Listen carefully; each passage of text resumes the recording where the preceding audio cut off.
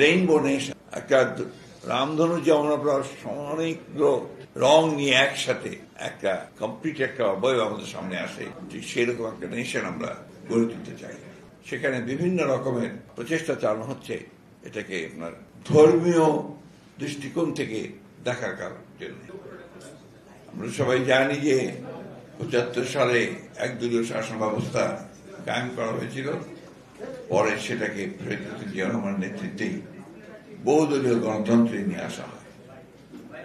আমি দীর্ঘ আলোচনায় যাব না, আমি শুধু আপনাদের ধন্যবাদ জানাতে চাই যে আপনারা আজকে এই সভার আয়োজন করে আমাদেরকে সুযোগ করে দিয়েছেন আপনাদের সঙ্গে মত বিনিময় করবার, সেই সঙ্গে এই কথাগুলোকে আবার রিইটারেট করা, আবার পুনরায় ব্যক্ত করা যে আমরা সবাই বাংলাদেশী। আজকে রাজনীতিতে একটা প্রবণতা দেখা যাচ্ছে যে ১৯৭১ সালের যে জন্য আমরা যুদ্ধ করেছিলাম, স্বাধীনতার যুদ্ধ, আমাদের সম্পূর্ণ আলাদা একটা পরিচিতি, আইডেন্টিটি,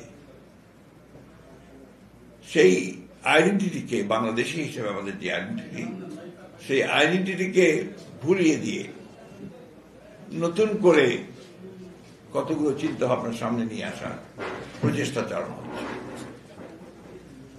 এটা আমাদের বাংলাদেশের জন্য মঙ্গলজনক নয়।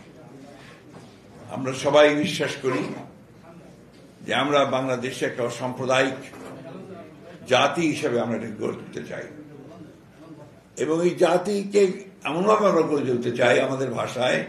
আপনারা জানেন যে আমাদের যে কর্মসূচি বা আমাদের সংস্কারের এবং পার্টির যে সমস্ত কথা আমরা বলেছি, তাতে এই শব্দটা সেখানে উচ্চারণ করা হয়েছে রেইনবো নেশন, একটা রামধনু যেমন আমরা অনেকগুলো আপনার রং নিয়ে একসাথে একটা কমপ্লিট একটা অবয়ব আমাদের সামনে আসে, ঠিক সেরকম একটা নেশন আমরা গড়ে তুলতে চাই।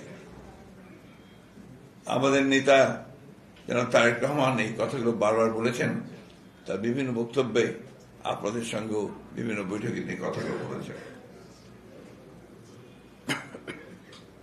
বাংলাদেশের এই সময়টা আপনারা জানেন যে একটা ১৫ বছরের ফ্যাসিস্ট শাসন, দুঃশাসন, সেটার উৎখাতের পরে ছাত্র গণ অভ্যুত্থানের উৎখাতের পরে একটা নতুন সুযোগ সৃষ্টি হয়েছে।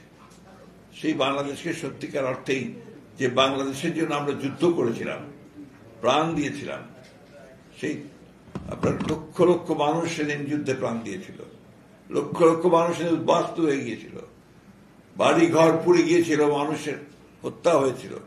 সেই কথাগুলোকে আমরা যখনই সামনে আনি, আমাদের সামনে কিন্তু যে একটা একটা চেতনা, একটা ধারণা তৈরি হয়, সেই চেতনা ধারণাকে আমরা ধারণ করতে চাই। আমরা এই কথা খুব পরিষ্কার করে বলতে চাই, অত্যন্ত উচ্চ কণ্ঠে বলতে চাই, উচ্চ কণ্ঠে উচ্চারণ করতে চাই যে আমরা বাংলাদেশী, এবং ১৯৭১ সালে আমরা স্বাধীনতা যুদ্ধ করে আমাদের স্বাধীনতা নিয়ে এসেছি। এটা আমাদের বলতে হবে, প্রতি মুহূর্তে মনে রাখতে হবে। আজকে দুর্ভাগ্যজনকভাবে সেই বাংলাদেশে আমরা যে বাংলাদেশে একটা সাম্প্রদায়িক জাতি হিসেবে গড়ে তুলতে চেয়েছিলাম, সেখানে বিভিন্ন রকমের আপনার প্রচেষ্টা চালানো হচ্ছে এটাকে আপনার একটা ধর্মীয় দৃষ্টিকোণ থেকে দেখার জন্য। আমরা এটা সবসময় আপনার প্রতিবাদ করেছি, প্রতিবাদ জানিয়েছি, এবং আমরা খুব আশা করে আছি যে আগামী নির্বাচনে জনগণ আরেকবার রায় দেবে যে এই বাংলাদেশের মানুষ সত্যিকার অর্থেই তারা অসাম্প্রদায়িক এবং তারা বাংলাদেশি জাতীয়তা বিশ্বাস করেন। আপনারা আজকের আলোচনার মধ্যে একজন বিশিষ্ট নাগরিকের মনোনয়ন দেওয়ার ব্যাপারে সবচেয়ে বেশি গুরুত্ব দিয়েছেন। আমি এটা মনে করি যে এটা ঠিক আছে, আপনাদের পক্ষ থেকে এটা আপনারা করবেন। আমরা জিনিসটাকে একটু ভিন্নভাবে দেখতে চাই। আমরা দেখতে চাই যে একটা সম্প্রদায়, ধর্মে বিশ্বাসী একটি সম্প্রদায়, তাদের যে সমস্যাগুলো আছে সেই সমস্যাগুলোর দিকে আমাদের দৃষ্টি দেওয়া উচিত সবচেয়ে আগে, এবং তাদের সমস্যাগুলো যেন সমাধান করা যায়। ভবিষ্যতে যারা সরকার গঠন করবেন, যারা রাষ্ট্র পরিচালনার দায়িত্বে থাকবেন, তাদেরকে সেই বিষয়টাতে সবচেয়ে গুরুত্ব দিতে হবে। এবং যেহেতু বাংলাদেশ জাতীয়তাবাদী দল সবচেয়ে বড় রাজনৈতিক দল এবং সবাই এই ধরনের একটা প্রত্যাশা আছে যে বিএনপি হয়তো সরকার গঠন করবে নির্বাচনের মাধ্যমে।